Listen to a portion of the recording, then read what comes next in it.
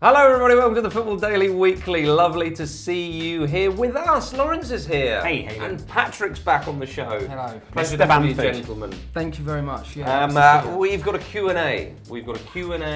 Because the good people out there, they've provided some questions. You, gentlemen, and maybe with a little help from myself, will provide the answers. Skip32 is asking... Tweets every week, isn't he? Yeah, he's Very real dedicated. Sterling job at the One of moment. the real viewers. He's keeping the show going at the moment. Yeah. Thanks appreciate very that, much, Skip. You've given us a couple of dollars from just clicking the adverts at the side and the bottom. And if you're not sure, just refresh the video. Yeah, that's what I always do. Yeah. Believe it or not. Although I was a bit sick, I haven't watched the full bit at the beginning last week, so if you could untick that box. That's it. We'll have a word with the That's editor. how Laurence affords these teas. Yeah.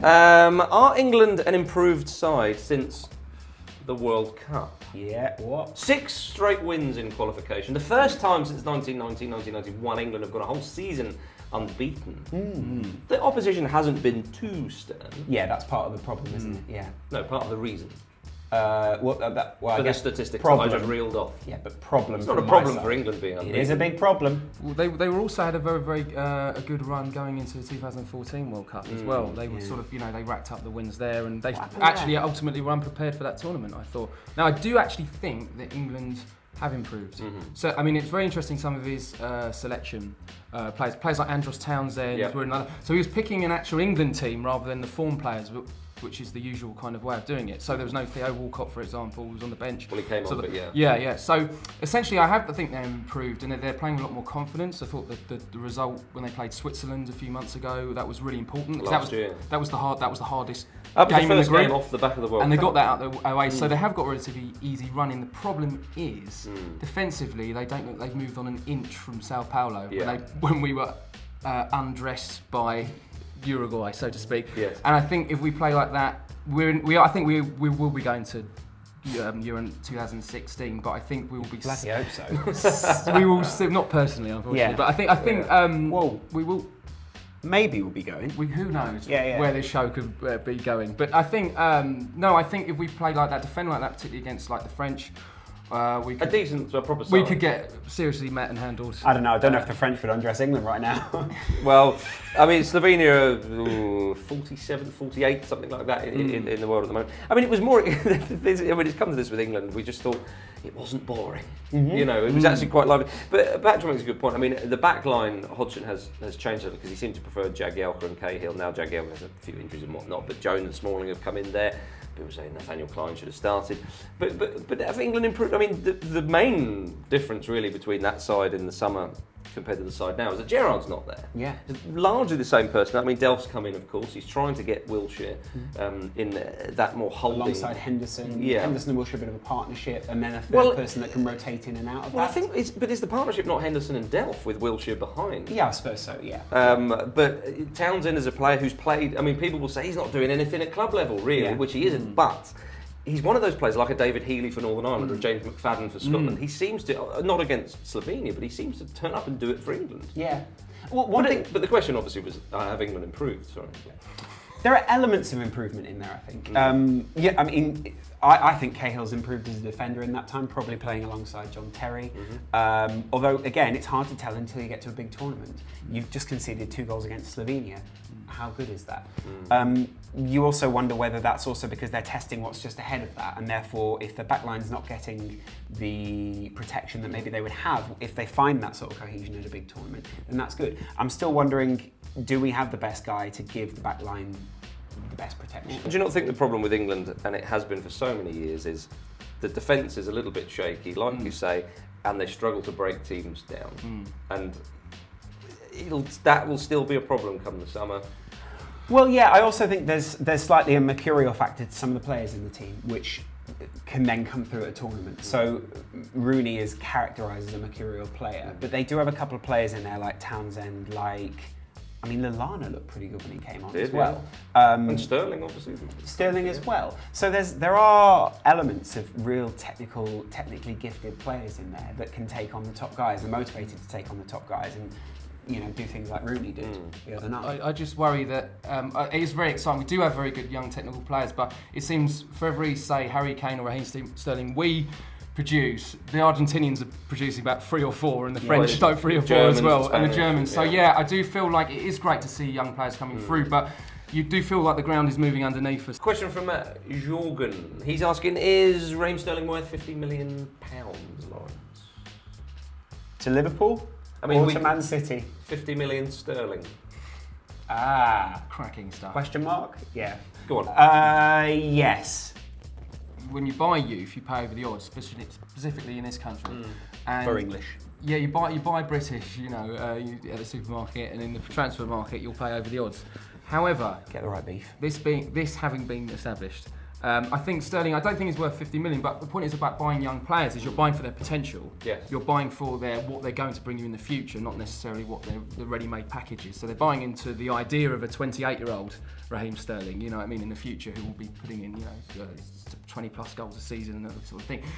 The thing is, I don't think he's worth 50 million for Manchester City, because I don't think he'll get the game time, the opportunities. His career is at a real crossroads, which is the phrase we hear a lot. And It's not game time for Man City, though, is it? Well, no, I think there's a knackers yard of players who have gone there, promised of Champions League football, big money, big contract. They got who some end of up, that. They got some of that. No, they watched it in their mock Tudor house Sterling, in Cheshire, like the rest of it. But Sterling's better than Rodwell and They Realistically, had fantastic potential, those players. They but a did. very different kind of But potential. Sterling is an England star.